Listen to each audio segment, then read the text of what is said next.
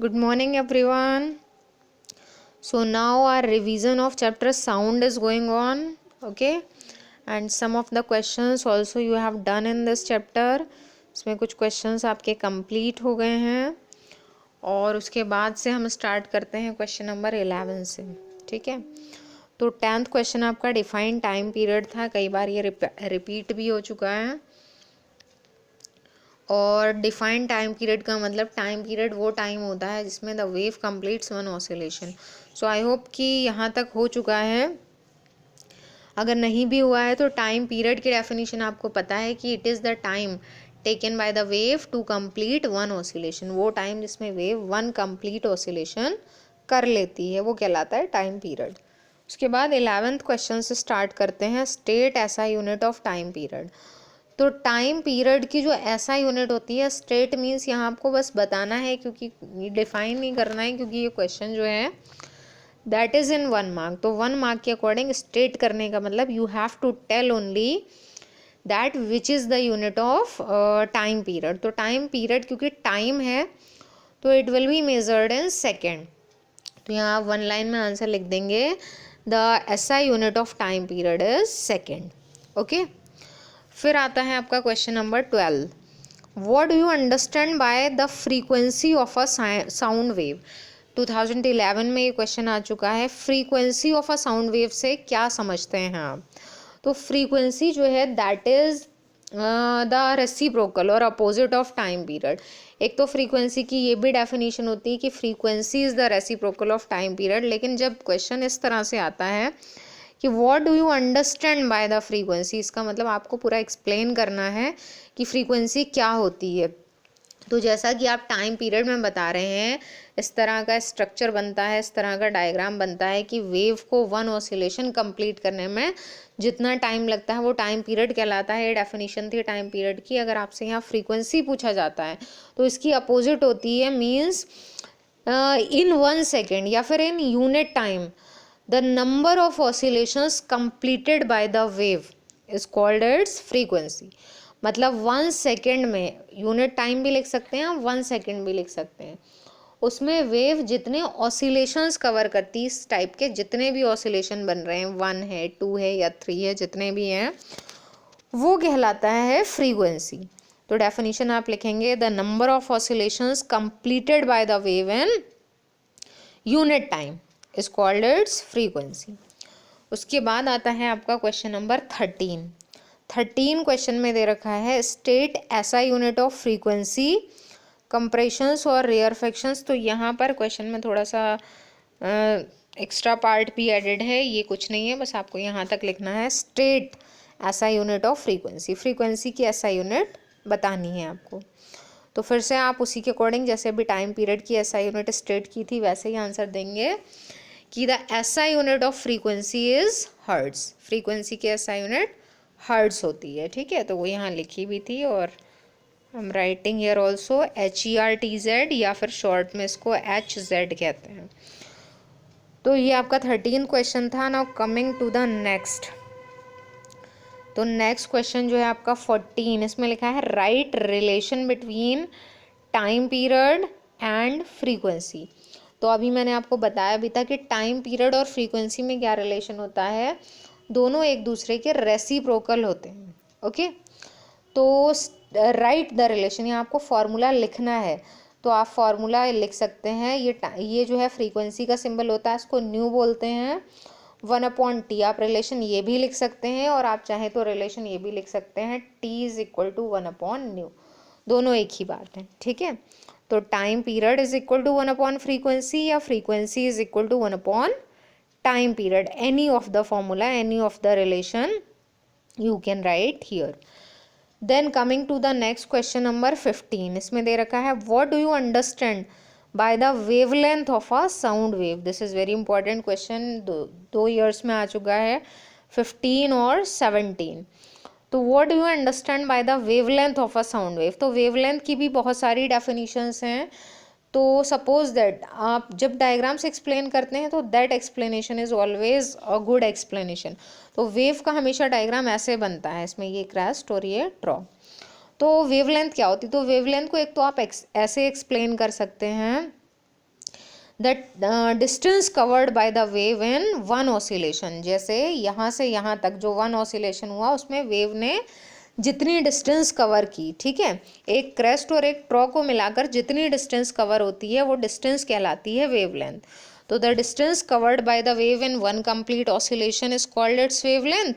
या फिर दूसरी डेफिनेशन आप ये भी बता सकते हैं, जैसे अगर इसी डायग्राम में और आगे आप कंप्लीट करते हैं तो यहाँ मान लीजिए दो क्रस्ट बन रहे हैं, तो the distance between two neighbouring crust, दो क्रस्ट के बीच का डिस्टेंस या फिर दो ट्रॉ के बीच का डिस्टेंस जो होता है वो भी वेवलेंथ कहलाता है। तो दिस में ऑल्सो भी the definition of wavelength, the distance between two neighbouring crest और two neighbouring troughs is called wavelength. Okay, और जब ये क्वेश्चन ज़्यादा मार्क्स में आता है तो आपको इसके साथ साथ इसका सिंबल, इसकी एसआई यूनिट, सारी चीज़ें आपको बतानी होती हैं। Its symbol is lambda, its SI unit is metre. Okay, then next question number 17th question में दे रखा है state the meaning of the term amplitude with reference to a wave, mention its SI unit.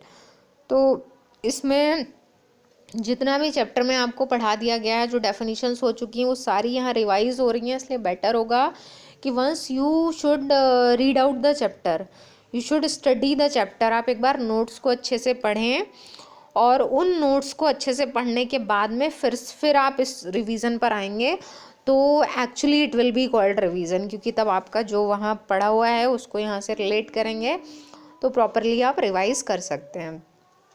तो यहाँ आपको explain क्या करना है, एम्पलीट्यूड। ये डेफिनेशंस बहुत ज़्यादा आती रहती हैं, wavelength, frequency, time period, amplitude, speed. तो जितने टर्म्स हैं उन टर्म्स को अच्छी तरह से ध्यान रखिए। अब यहाँ एम्पलीट्यूड क्या होता है, एम्पलीट्यूड का मतलब होता है हर एक डेफिनेशन, ये जो मैंने डायग्राम बनाया है इसी डायग्राम से सारी डेफिनेशंस रिलेटेड हैं। तो इस डायग्राम में ये जो क्रेस्ट है, तो क्रेस्ट पे पीक बन रही है, तो मैक्सिमम पार्टिकल कितना अप साइड जा सकता है या मैक्सिमम पार्टिकल कितना डाउन साइड आ सकता है, यही इसका एम्पलीट्यूड कहलाता है। तो एम्पलीट्यूड को जब आप डिफाइन करेंगे तो बोलेंगे the maximum displacement of the particle, particle का मैक्सिमम डिस्प्लेसमेंट। और कहाँ से है ये, मीन पोजीशन से, जो बीच वाली लाइन है it is called mean position. तो the maximum displacement of the particle from its mean position, या फिर बोल सकते हैं the maximum displacement of the particle on either side of the mean position. Mean position के दोनों side में से किसी भी साइड में जो मैक्सिमम डिस्प्लेसमेंट हो रहा है वो कहलाता है amplitude. Okay, so this is the definition of amplitude. उसके बाद है मेंशन इट्स एसआई यूनिट। तो एम्पलीट्यूड हो या वेवलेंथ हो, ये सारी जो चीज़ें हैं ये डिस्टेंस या डिस्प्लेसमेंट वर्ड यूज़ हो रहा है इसमें, इसका मतलब इनकी एसआई यूनिट क्या होगी, मीटर। ओके, तो इसकी एसआई यूनिट होती है metre. Clear. Then coming to question number 18, उसके बाद है क्वेश्चन नंबर 18। इसमें लिखा है what type of wave is represented by density distance graph.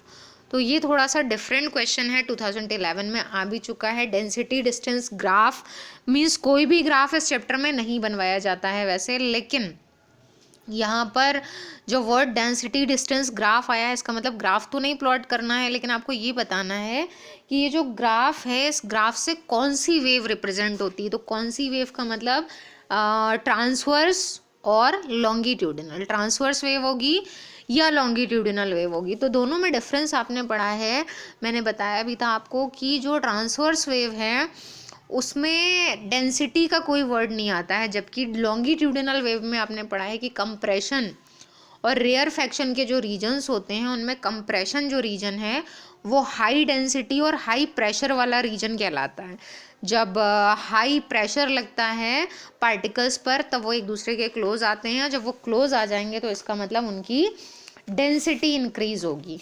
तो जहाँ भी वर्ड अगर डेंसिटी आता है it means it is related to longitudinal wave, और लॉन्गिट्यूडिनल वेव से रिलेटेड होगा। तो व्हाट टाइप ऑफ वेव, तो इन आंसर विल राइट कि longitudinal wave is represented by density distance graph. Okay, और लॉन्गिट्यूडिनल वेव का ही एक टाइप साउंड वेव है, तो अगर आपने साउंड वेव आंसर लिखा है then it is also correct.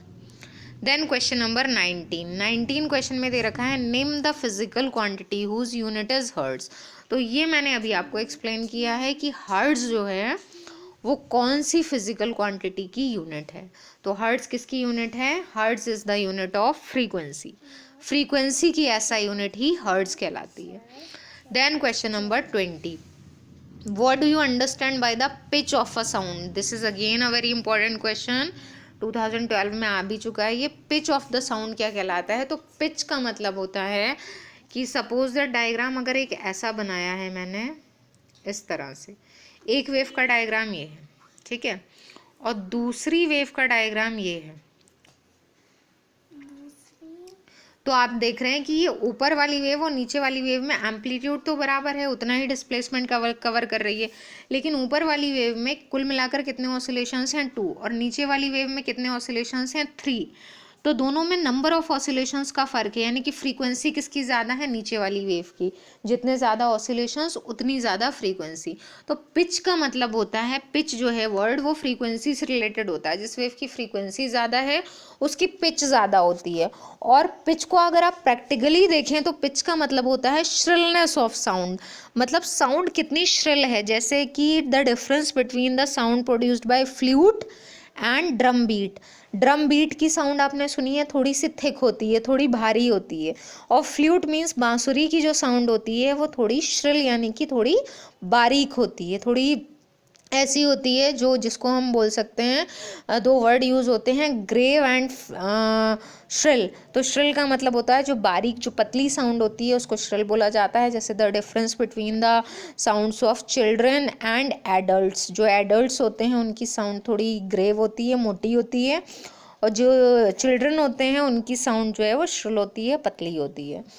तो पिच का मतलब है, जब आपको डेफिनेशन लिखनी है पिच की तो आप बताएंगे कि pitch is the shrillness of sound. If the sound has more pitch, if the sound has more pitch, it means it has more frequency and it will be more shrill. Okay, तो इतना आपको जो है वो complete करना है। यहाँ तक 20th क्वेश्चन तक आपका आज का रिवीजन फिनिश होता है। फिर नेक्स्ट रिवीजन हम स्टार्ट करेंगे 21 क्वेश्चन से, नेक्स्ट टर्न से। Okay, thank you.